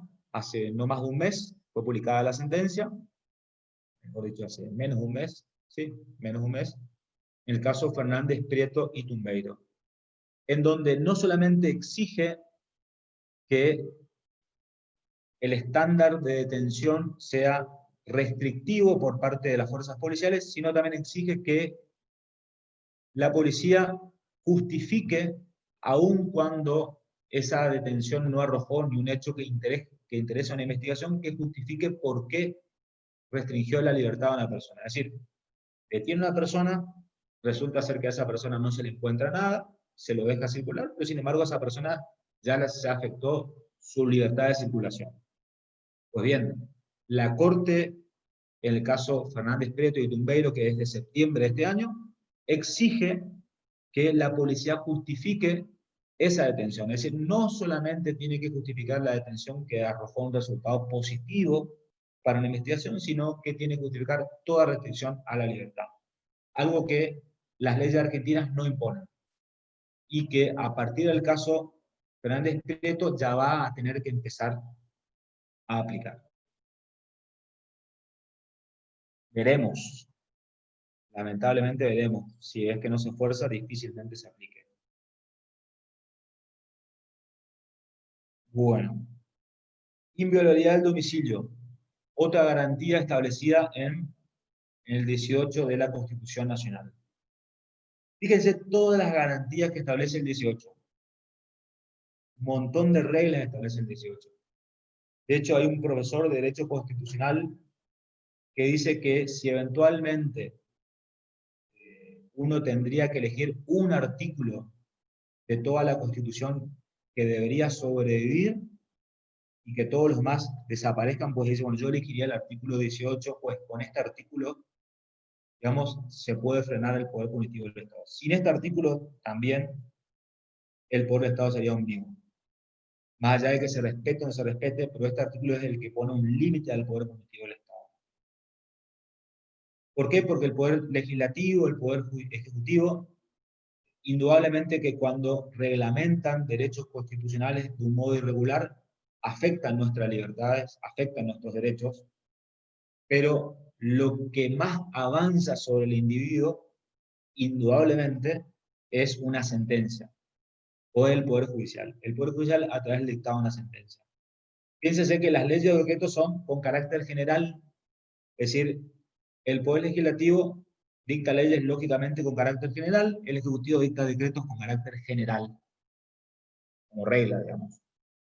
Ahora, cuando el Poder Judicial dicta una sentencia, lo hace aplicando una norma para un caso muy puntual y para una persona en particular. Persona físico-jurídica, pero para alguien en particular. Entonces, si esa sentencia, que tiene nombre y apellido, no respeta los postulados del 18, pues esa persona o va a perder su patrimonio, o esa persona va a perder la libertad. Indudablemente, el Poder Judicial es el poder del Estado que avanza con mayor intensidad sobre el individuo. Por eso es importante contar con buenos jueces. Por supuesto que es importante contar con buenos legisladores, con un buen presidente, indudablemente. Pero cuando no contamos con un buen Poder Judicial, que es el último bastión que tiene el individuo, el justiciable, estamos perdidos. Estamos perdidos. ¿Por qué? Porque el Poder Judicial, en general, para los ciudadanos pasa desapercibido. Uno casi a diario se encuentra con clientes que van y golpean la puerta del doctor. Esta es la primera vez que nunca tuvo un problema con la justicia. Pero cuando tiene un problema con la justicia, con prescindencia de si uno se es inocente o culpable, a partir de ahí, si cayó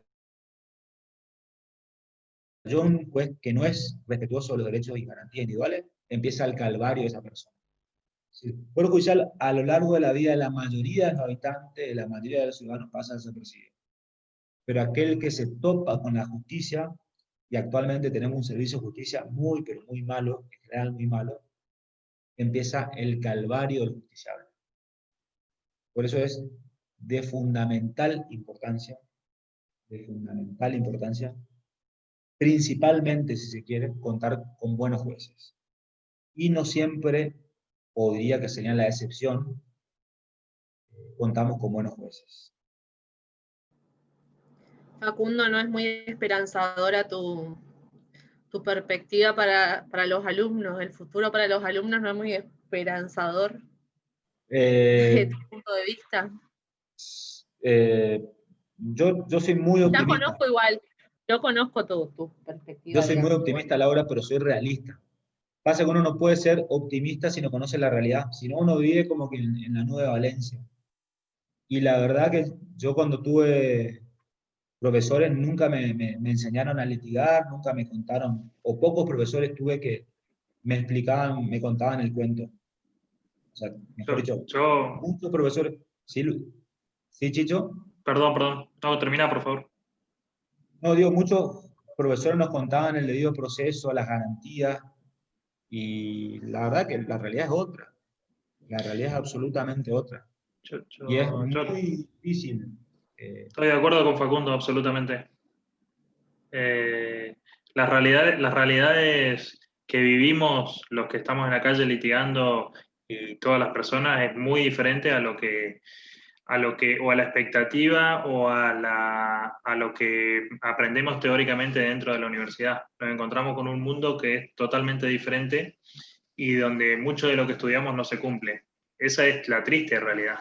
Entonces yo por eso amparo, digamos, la posición de Facundo diciendo de que la realidad es que el Poder Judicial en nuestro país hoy en día es catastrófico. Esa es la realidad. Ahora, ¿qué podemos hacer para de aquí en adelante buscar algo que genere un cambio? Y bueno, tendremos que estudiar más, tendremos que exigir más en los exámenes, hagámonos un mea culpa. Los alumnos tendrán que estudiar más y tendrán que preparar de alguna mejor manera sus exámenes. Tendremos que perfeccionarnos más, de alguna manera que genere la posibilidad de que no solamente los jueces, sino los actores que conforman parte de la actividad judicial también generen posibilidades de obtener un mayor o mejor rendimiento al momento de tomar decisiones. Pero la realidad es que el Poder Judicial hoy en Argentina es una triste realidad, desde todo punto de vista. Hay que mejorar eso, hay que generar un clic, hay que hacer algo para cambiar. Quizás no seamos, no quiero decir que no seamos nosotros, pero probablemente nuestros hijos, o alguien tiene que generar este cambio en Argentina, porque el Poder Judicial lamentablemente pasa un papel muy triste hoy en día. Entonces, en ese sentido, concuerdo con Facundo que por ahí discrepa lo que nosotros por ahí queremos de alguna manera implementar y queremos explicar con lo que realmente te encontrás cuando salís a litigar o con lo que te encontrás en la realidad día a día. Eso estoy de acuerdo. Eso nomás era, perdón. No, gracias, Chicho. Coincido, para mí es así, por lo menos. O sea, eh, siempre mi mensaje es, o sea, mi mirada es muy crítica, pero mi mensaje final siempre es positivo y optimista. Yo creo que si no tenemos un buen diagnóstico, difícilmente tengamos un buen tratamiento. Si uno se va al médico y resulta ser que el médico te dice, no, vos estás 10 puntos de salud y resulta ser que tenés un cáncer galopante, difícilmente pueda tener un tratamiento que te cure contra el cáncer. A mí en la facultad me mostraron una realidad, tuve profesores extraordinarios, pero creo que tuve profesores, la mayoría lamentablemente, que me pintaron un proceso o una realidad que no es. Y creo que la mirada crítica y digamos, sí, una mirada crítica, pero crítica positiva, digamos, en el sentido de decir, no, esto a mí no me gusta, yo no tengo ganas de vivir bajo estas reglas, hacen que las cosas cambien. Pero si nosotros decimos, no, bueno, pero el recurso de casación está regulado de esta forma, de acuerdo a cómo venía de la Revolución Francesa, y solamente se pueden discutir para mantener la nomofilaxis o la unificación de la jurisprudencia, y seguimos y seguimos. Un loco planteó esto y dijo, no, explicó todo el proceso y dijo, no, esta regulación de la doble instancia viene de la Revolución Francesa, del Código de Napoleón, en donde los que pertenecían al nuevo régimen desconfiaban del viejo régimen, desconfiaban de los jueces, y por eso establecieron un tribunal de casación que unifique la jurisprudencia. Es decir, esa historia nosotros no tenemos nada que ver y copiamos esto y durante 200 años aplicamos de esa forma la casación, hasta que un día uno dijo, no está bien, no tiene sentido, y vino el fallo Casal, el que le acabo de contar recién. Antes Giroldi dijo, no, pero ¿por qué durante la pena inferior a un año de prisión no se puede cuestionar, está en la ley. La ley dice que hasta el día de hoy rige ese código, forma residual, donde dice 1 año de prisión uno tiene que consentir. Por eso es tan importante conocer el derecho constitucional, porque si uno, también otra mentira que me dijeron en la facultad, donde nosotros nos regimos por el civil law, en donde lo que vale es la ley y no la jurisprudencia. Gran mentira. ¿Cuántas normas son derogadas? Y nosotros por ahí muchas veces mentimos como profesores de Derecho Constitucional cuando decimos el control de constitucionalidad tiene efecto interpartes. Esa es una gran mentira. Los jueces, Corte Suprema sobre todo, dictan sentencias con efecto erga omnes.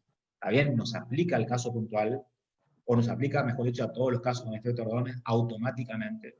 Pero si yo invoco una jurisprudencia de la Corte Suprema, que tiene una autoridad innegable, y más sobre todo con este tribunal que ha venido siendo consecuente con sus decisiones, ¿qué juez se va a animar a no aplicar una jurisprudencia de la Corte Suprema?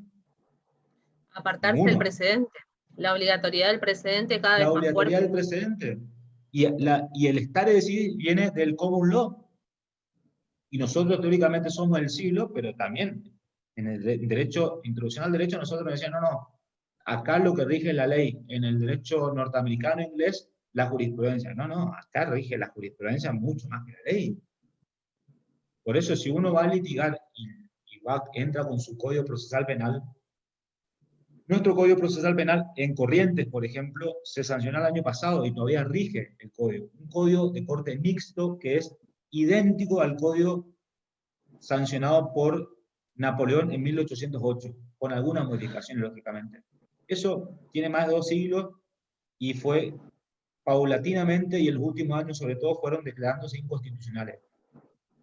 Entonces, si uno va a litigar con el Código Procesal Penal en la mano y se olvida de toda la jurisprudencia, lo más probable es que haga cualquier cosa. Lo más probable es que no llegue a buen puerto su defensa. Entonces, uno tiene que conocer el derecho constitucional, tiene que conocer nuestro sistema de control de constitucionalidad para plantear las cuestiones. Y lógicamente, la mirada crítica viene a partir digamos, de tener un buen diagnóstico de la situación. A ver, nosotros tenemos el derecho de peticionar a las autoridades y no hacemos valer ese derecho. Tenemos la posibilidad de meter una acción de clase.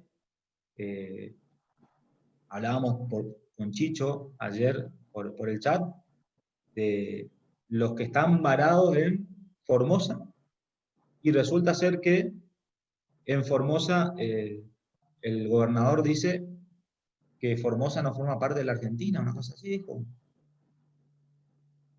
A mí me parece una barbaridad. A mí me parece una barbaridad. Ojo, obviamente uno no puede estar recogiendo todos los guantes porque si no, no tiene vida.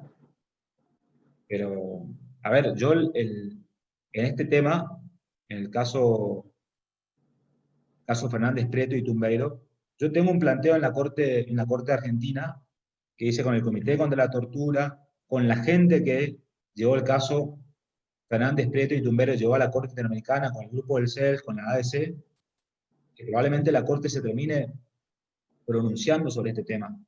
¿Por qué? Porque la Corte Interamericana Fernández Prieto condenó al Estado argentino, Policía Federal Argentina y Policía de la Provincia de Buenos Aires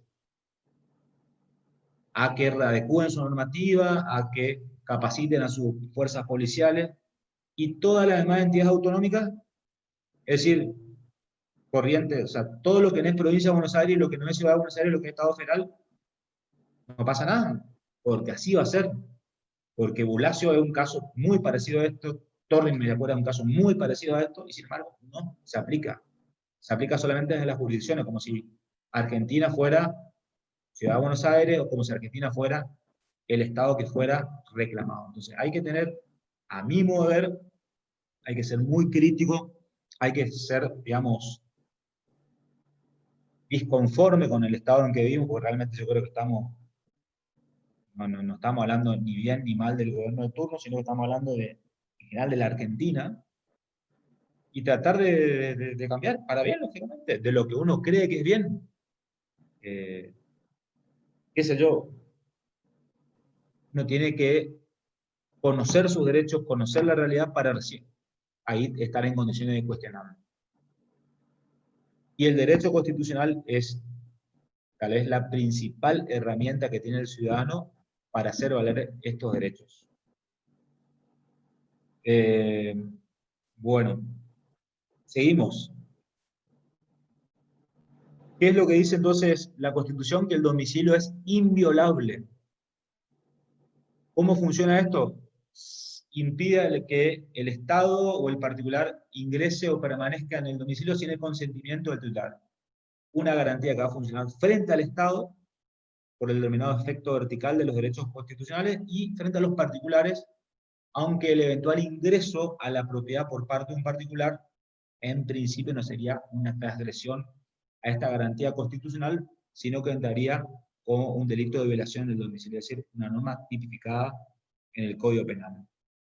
Obviamente el concepto constitucional de domicilio es mucho más amplio que el derecho civil y también va a exceder el de la noción de residencia. Lógicamente, que el domicilio sea inviolable no significa que, como los demás derechos constitucionales, este derecho también sea relativo. Por eso es que la misma Constitución establece que una ley va a determinar en qué casos y con qué justificativo podrá procederse a su allanamiento y ocupación. Aunque la Constitución no lo diga, así como tampoco lo dice a quién o qué debe entenderse por autoridad competente, hay consenso a nivel doctrinario, a nivel jurisprudencial, de que autoridad competente únicamente es el juez de la causa. Es decir, únicamente el juez va a determinar en qué casos y con qué justificativo puede procederse a su allanamiento y ocupación. ¿Qué es el allanamiento? Es el ingreso a la morada, al domicilio, sin el consentimiento, obviamente, del titular, por disposición del juez competente. Pero para que el ingreso sea válido, tiene que ser fundado y específico. Es decir, fundado, el juez tiene que explicar por qué razón entiende necesario invadir o allanar el domicilio de una persona, y específico. Es decir, bueno, allano porque en tal domicilio, en base a tal testimonio o a tal prueba, se encontraría el arma homicida. Y voy a buscar el arma homicida y no otra cosa. Es decir, no puedo librar, un juez no puede librar válidamente una orden de allanamiento en blanco para revisar la residencia de una persona para encontrar lo que, o sea, ir a la pesca, como se conoce, para encontrar algo que sea de origen delictivo. Claro que excepcionalmente la policía puede introducirse en los domicilios sin que medie orden judicial en situaciones de emergencia. Por ejemplo, un incendio, por ejemplo, inundación o voces de socorro que provengan de una morada, entre otras circunstancias que en general prevén las leyes procesales.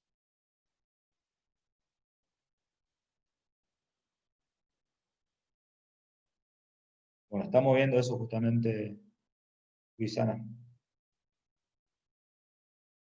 Hay una duda de qué pasa si el consentimiento del afectado puede suplir o no la orden judicial. Hay una posición negatoria que dice que los derechos y garantías son irrenunciables. Hay una posición admitoria que dice, bueno, el consentimiento debe ser voluntario y libre. Y hay uno que presume su invalidez, es decir, el onus probandi va a caer sobre la autoridad que avanzó sobre la propiedad sin orden judicial, y por el contrario, otro que presume su validez.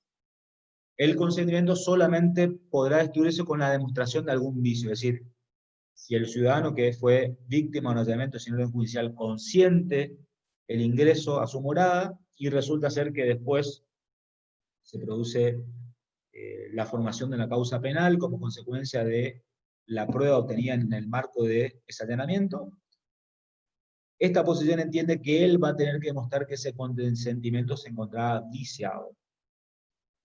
Esto fue de algún modo resuelto por la Corte Suprema en el caso Fiorentino, Fiorentino se trató de una persona que se encontraba en el hall del edificio junto con su novia, en donde un grupo de policías se apersona en este lugar, va hasta el departamento de Fiorentino, en el departamento de Fiorentino se anuncia frente a sus padres, manifestando que eran simplemente de la policía, los padres no realizan objeción alguna, ingresan y en el marco de este allanamiento sin orden judicial se encuentra estupefacientes por el cual finalmente Fiorentino es condenado.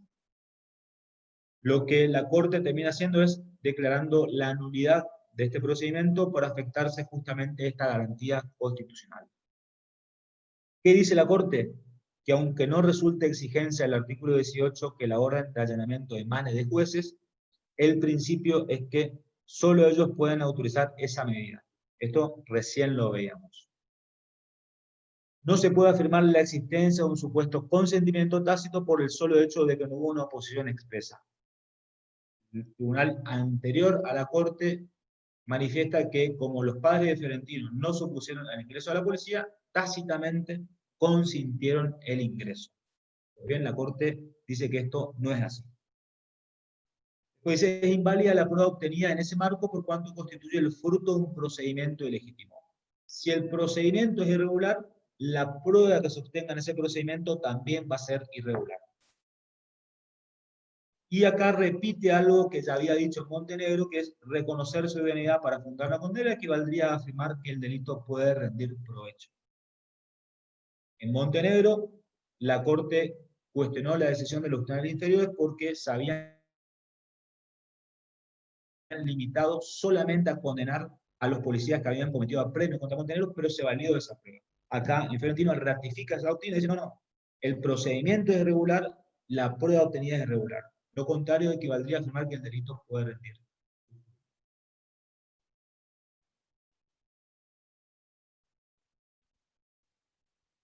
Esta es la regla de exclusión probatoria, es decir, no solamente el procedimiento es irregular, sino las pruebas que fueron obtenidas en violación de garantías constitucionales también son, digamos, excluidas como pruebas válidas.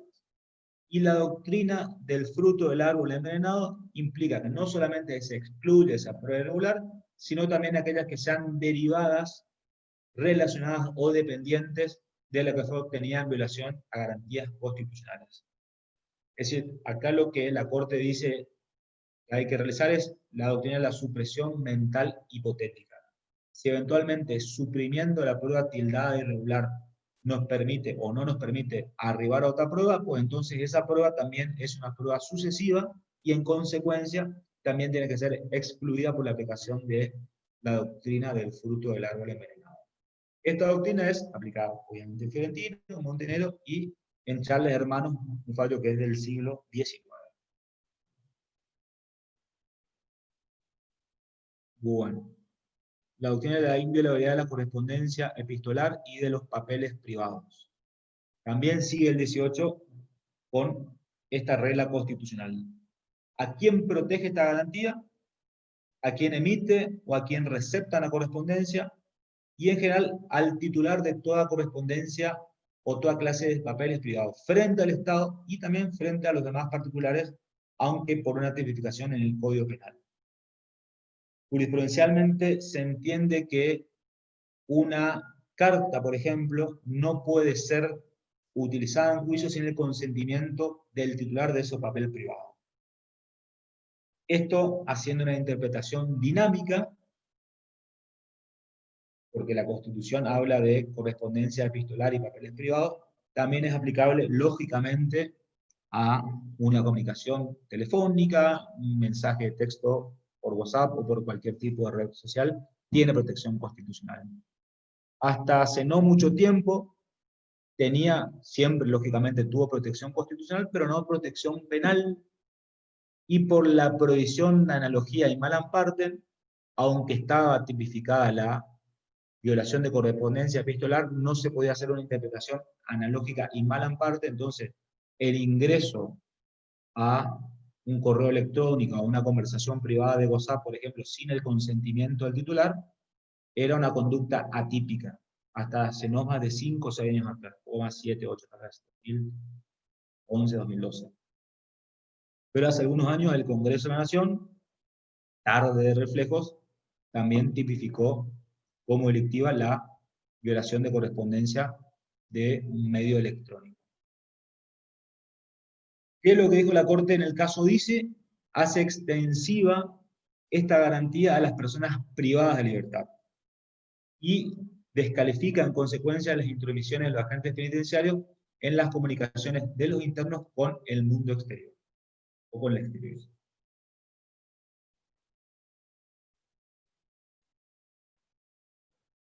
No sé, Chicho, Laura, si seguimos o... Sí, o me acá ya. parece que estamos en hora.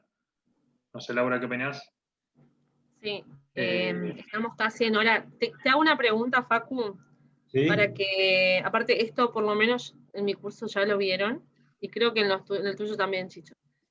Hoy hablaste del tema del derecho de defensa en juicio. Si podés remarcar un poquito, y particularmente de la diferencia entre el ejercicio de derecho de defensa en sede penal y en sede civil. Y hoy dijiste, en sede penal no puede seguir un juicio en rebeldía, en sede penal. ¿Qué pasa en sede civil? En sede civil, a ver, yo había visto en su momento que Vidal Campos diciendo, bueno, a ver, no hay razón para que las leyes hagan esta distinción planteada Vidal Campos, de que en el proceso penal el silencio no pueda ser tomado en contra y sin embargo el silencio en sede civil sí pueda ser tomado en contra, o una respuesta incluso evasiva, o una respuesta, me acuerdo, un caso que tuve en sede civil, uno de los pocos casos que lidié con un amigo, con Adrián García, vos lo conocés, Chicho, mi socio. Me acuerdo que en una declaración de parte, donde había una revocación de donación de la madre hacia su hija, la madre le había donado una propiedad a su hija, y la hija, digamos, había tenido actitudes de ingratitud con la madre, entonces le inicia un juicio de revocación. Y la demandada, la hija, nosotros éramos representantes de la madre, era una mujer muy, muy compleja, digamos, y muy digamos, reticente a cumplir con los llamados de la justicia. Y va, después de un segundo llamado, al tercero se le aplica el apercibimiento, creo que el segundo, el tercero, pero va después de un segundo llamado, presenta el certificado médico. Cuestión es que se le hace una serie de preguntas, y entre una de las preguntas que se le hace, se le pregunta quién cuidaba de su madre, y ella contesta, el médico cuida. Claramente la respuesta no era, lógicamente, que el médico, sino quién cuida a su madre que tenía más de 80 años. La respuesta, bueno, cuida a mi prima, cuida a mi tío. La respuesta fue el médico. Y me acuerdo que la sensación en ese mismo momento de que terminaba de responder, todos miran, digamos, la defensa, o sea, su abogado, nosotros, el secretario que estaba ahí tomando la audiencia, nos miramos a todos entre el ojo, y esa respuesta fue considerada, digamos, en la sentencia que se dictó mucho tiempo después, digamos, como una respuesta, casi una tomada de pelo al juez o a la jurisdicción. Fue una respuesta evasiva. Entonces, por ahí uno tiene que, digamos, ser muy meticuloso o asesorarlo bien a su cliente en sede civil de cómo va a declarar, porque ¿Sí, Chicho?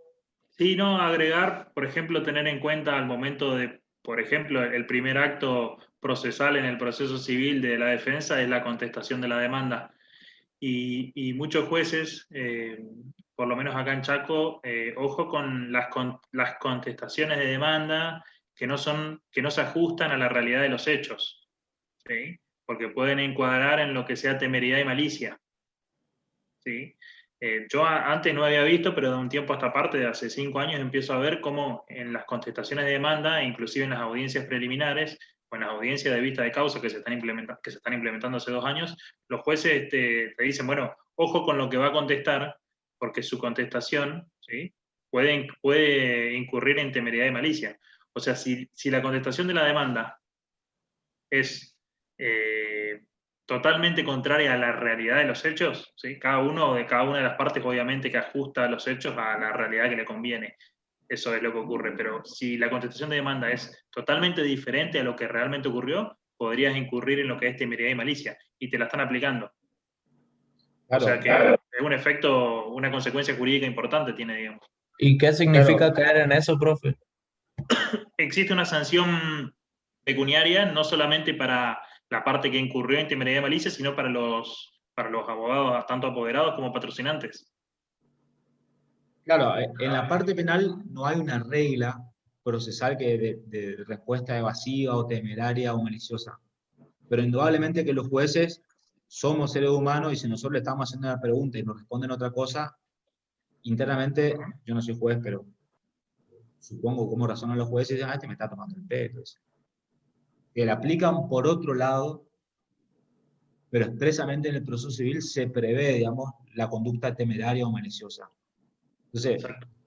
en definitiva, esto hay una tesis doctoral de un profesor de la facultad que trata sobre este tema de que, digamos, no hay diferencias sustanciales más allá de cómo están regulados normativamente el proceso civil del proceso penal, al momento de declaración de parte, que no sé si se llama ciencia de civil, y declaración de imputado. Sí. ¿Por qué? Porque en el proceso civil está regulado normativamente esto, y en el proceso penal no, pero de todos modos los jueces lo toman consciente o inconscientemente, y no te lo dicen expresamente al momento de fallar, pero te forman convicción con esa respuesta maliciosa, si quieres. Entonces, ese es un punto. Otro punto que hay es que en el proceso civil cabe el juicio en rebeldía. Es decir, en el proceso civil una persona está debidamente notificada, se acreditó que está debidamente notificada y el proceso continúa. Es decir, se abre la etapa prueba, etapas de alegato y eventualmente se dicta sentencia en contumacia o en rebeldía. Esto es una disposición o una decisión política del legislador. Ahora, en el proceso penal, nuestras leyes procesales no permiten el juicio en rebeldía. Justamente yo les explicaba que uno de los fundamentos de la prisión preventiva, que es conforme a la Constitución, es cuando el imputado puede evadirse o cuando hay un peligro de evasión. ¿Por qué? Porque no se admite precisamente el juicio en rebeldía. Hay ¿Eso es que no obstáculos. se presenta, doctor? Claro, es llamado a declarar como imputado y se profuga. Se va del país, se mantiene a buen resguardo, no acude al llamado a la justicia. Y desde el punto de vista constitucional, nada obsta, por lo menos para mí, sé que hay autores que piensan lo contrario, que legislativamente se admita el juicio en rebeldía. De hecho, en muchos países del mundo, como por ejemplo Francia, se admite el juicio en rebeldía. Tenemos una constitución distinta a la francesa, pero en este aspecto no habría reparos para que una persona que esté debidamente notificada tenga la posibilidad efectiva de defenderse, decida no defenderse, decida no acudir al llamado a la justicia y prefiera mantenerse prófugo. Más aún que nuestras leyes procesales o nuestro Código Penal en rigor no contempla la rebeldía como una causal de interrupción o de suspensión de la prescripción. Bien, por ejemplo, uno puede estar acusado de un determinado delito, permanecer prófugo algunos años y presentarse cuando la causa ya prescribió. ¿Por qué? Porque no es una causal, vaya a saber por qué el legislador omitió esto. Entonces, lo cual tenemos un sistema medio paradójico que permite que uno pueda quedar impune porque las leyes no establecen el juicio en rebeldía y a la vez las leyes no establecen como causal de interrupción de la prescripción la rebeldía. Esa es una paradoja que tiene nuestro sistema penal, que bien se debería solucionar. No sé, Laura, si... Eso creo que había pasado con uno de los imputados por el caso de cuando explotó la fábrica de armas en Río Tercero, que se fue a Sudáfrica, cuando lo citaban a declarar, se fue a Sudáfrica, creo, y nunca pudieron penarlo, digamos. No, pasa con... Ese es un ejemplo, pero pasa con mucha frecuencia. A ver, dice, ¿qué sucede cuando una persona no declara contra el denunciado? Ya sea, por ejemplo, porque no está en condiciones psicológicas. contra el denunciado. O sea, cuando una persona es denunciante, por ejemplo, ¿esa sería la pregunta? A ver, uno si no está en condiciones psicológicas de declarar, sea cualquier actor en el marco de cualquier proceso, no está obligado a hacerlo, lógicamente, sea imputado, sea denunciante, sea testigo, aunque le digo el denunciante sea testigo. Una cuestión, digamos, si se quiere, de sentido práctico. De hecho, el proceso penal establece como una causal de suspensión del proceso penal si el imputado está con una imputabilidad, sea que esta imputabilidad sea transitoria o definitiva. Es decir, no se le puede hacer un proceso penal a una persona que no está en condiciones, no cualquier condición psicológica, sino en condiciones de inimputabilidad.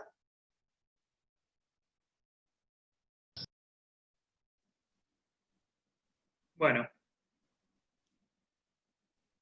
si les parece, damos por concluido. Agradecerte nuevamente, Facundo, que hayas estado acá. Gracias, Bufone. Gracias, Laura, también a vos. Y Gracias, doctora Ferragut. nos volvemos a ver, o al menos yo, con mis alumnos el día jueves. Laura, si querés dejar un mensaje parroquial antes de irnos. No, la verdad quedaría para muchas más preguntas. Yo me había anotado un par, pero bueno, ya el tiempo no dio. Se va a cortar. Creo que igual. Sí, por yo eso no es que se va a corté cortar. porque se va a cortar. Sí. No, ya sé, se va a cortar. Agradecerte, Facundo, tu disponibilidad siempre, sobre todo, por esta unidad, tu disponibilidad siempre de dar clases de esta unidad. Y bueno, gracias, Chicho, por brindarnos el espacio. Y Perdón, nada, yo quiero aclarar de que a mis alumnos de que a mí me dicen Chicho, porque hoy ustedes han implementado ese nuevo nombre hacia mí, y ellos probablemente no sepan. Así que, en verdad quiero decirle que todo el mundo me dice Chicho. Todo el mundo claro me dice que Chicho. yo cuando le conocí a Adrián, le decía Adrián, me decía, decime Chicho, decime Chicho, decime Chicho. O sea, Sí, él me obligó a decirme Chicho y ahora me... Tal vez no sea el mejor ámbito, además, pero bueno, sí. Hay que decir que no es solo Adrián, es Ángel, Adrián, Alberto, no sé cuántos No, nombres. Adrián Ángel Alberto. Sea más respetuosa, doctora, por favor. Adrián Ángel Alberto. Bueno, es preferible. Bueno, no, muchas gracias. Y a mis alumnos de la Cuenca del Plata, mañana tenemos clases normalmente a las 7 de la mañana. 7 de la mañana. Bueno. 7 AM, qué tema. Saludos, muchas gracias. Gracias a todos por escucharnos, Muchas gracias. y a su disposición.